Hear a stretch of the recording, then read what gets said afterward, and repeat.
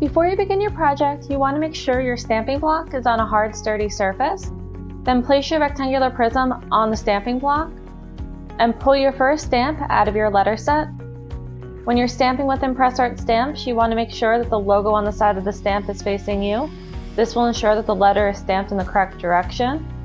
Hold a stamp towards the bottom of the stamp shank and center the stamp on the rectangular prism by feeling for the top and bottom edge of the prism with your fingers that are positioned at the bottom of the stamp. Then hold the stamp flat and firmly in place, making sure you're not tilting the stamp, and anchor the side of your hand. Then take your stamping hammer and give the stamp one hard hit. You're going to follow the same technique to finish stamping your word on this side of the prism.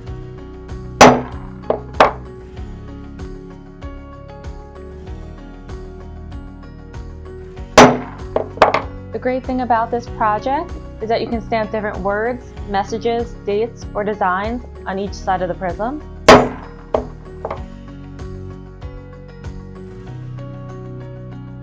Now, if you're having trouble keeping your rectangular prism still, you can take 2 pieces of stamp tape and place it on both ends of the prism. This will secure it to the stamping block so it doesn't move while you're stamping.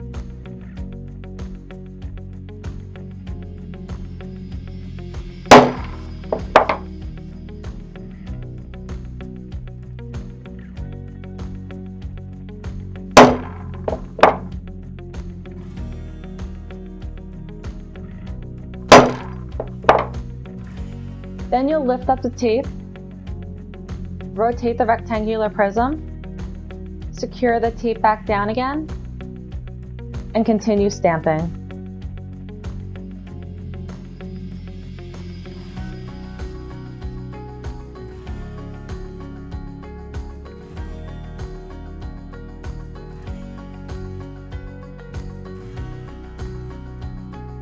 After you're done stamping, remove the tape.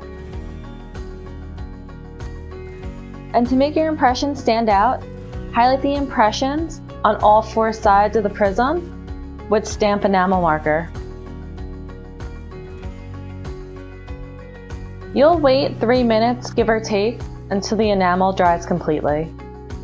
Once dry, take a paper towel and lightly wipe away the excess enamel from the surface of the prism.